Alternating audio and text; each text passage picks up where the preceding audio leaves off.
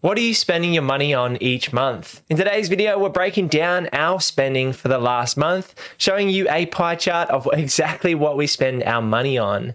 I think given the rising cost of living, I thought it would be a great idea to exactly share what we spend our money on and why, and how you might be able to save a little bit of money here and there if things are getting a bit tight. So I consider myself to be quite a frugal spender, but there are some areas we spend a fair bit of money on, and you'll see that pretty soon. So let's dive into the expenses and take a look at our pie chart. You can see here on screen, this is a breakdown of what we would spend in a typical month.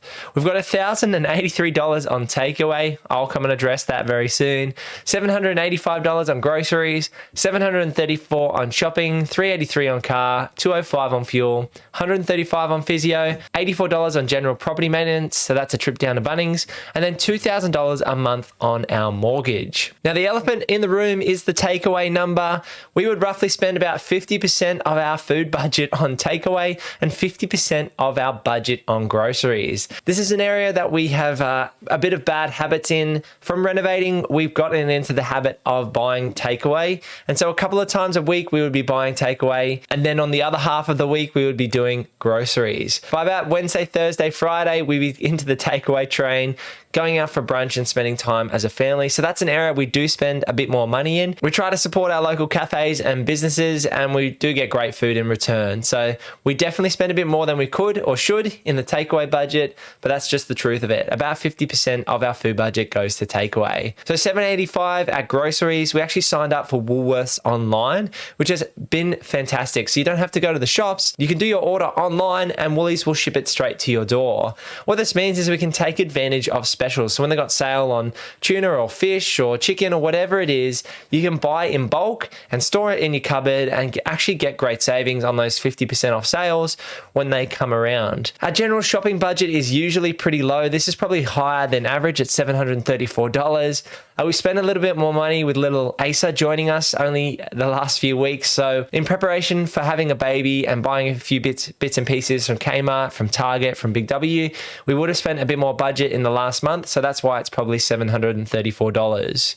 Now, car and fuel. A little funny story. When Emily and I went on our very first date, I made her catch the bus in towards the city because I'd been so used to, as a teenager, catching public transport and using that as a means for travel.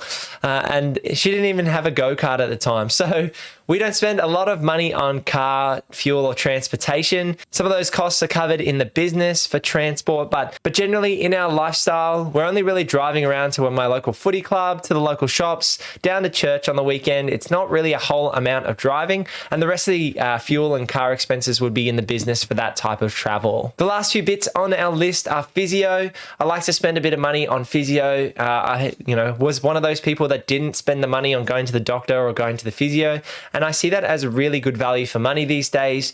And so I spent about $135 on the physio last month. Then we've got that property maintenance and mortgage. So about $500 per week is our mortgage for our own home. And that budget would include everything like the water, the rates, the bills, and the interest on the property. On screen here, you can see that pie chart breakdown by percentages. So our biggest expense by far is definitely the mortgage and owning our own home.